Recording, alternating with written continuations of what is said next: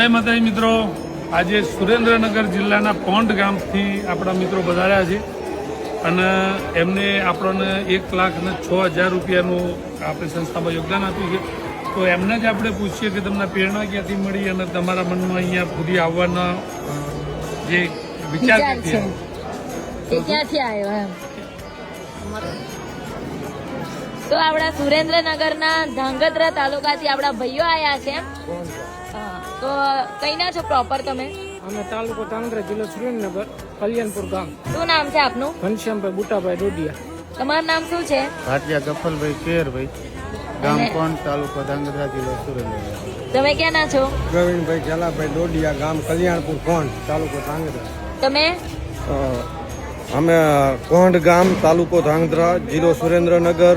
મારું નામ ભાટિયા લાલાભાઈ ડાયાભાઈ. તો આજે મકર સંક્રાંતિ નિમિત્તે તમારા બધાનો અહીં આવવાનો ઉદ્દેશ્ય શું હતો?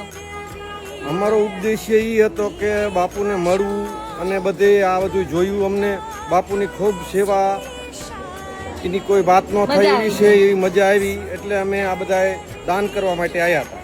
તો કેવું લાગ્યું તમને અહીં આવીને? અહીં આવીને ખરેખર આબા જેવું છે અને આબા જેવું છે, દાન કરવા જેવું છે. વૃદ્ધાશ્રમ એવું તો વિઝિટ કરી?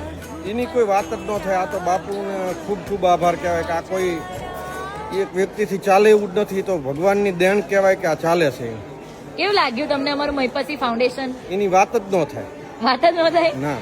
કેવું લાગ્યું તમને? નહીં, સારું, અમને તો બહુ સારું લાગ્યું. સારું લાગ્યું. તમે શું કહેવા માંગશો? બહુ સારું લાગ્યું. અમે અહીંયા આવીને જોયું, અમે આવ્યા હતા જોવા માટે, જાણવા માટે આવ્યા. તો અમને એવું લાગ્યું કે ભાઈ અહીંયા આ જગ્યા લાયક છે, દાન કરવા લાયક. બાપુને ઘર જેવું હા, પોતાના વાતાવરણ છે. અમે બંને આશ્રમમાં જોયું તો બધી જગ્યાએ એવું ત્યાંના વૃદ્ધોએ કીધું કે અમારા ઘર કરતા સારું. જમવાના વિશે શું કહેવા માંગશો? એનું જમવાનું એવું કેવું લાગ્યું તમને? બહુ સારું. અમે ઘણા ટાઈમથી આ વિડીયો જોતા હતા, એકવાર જવું છે મહીપતસિંહ બાપુની મુલાકાત લેવા. તો ખૂબ ખૂબ આભાર આપ સૌનો ભાઈઓ, ખૂબ ખૂબ આભાર.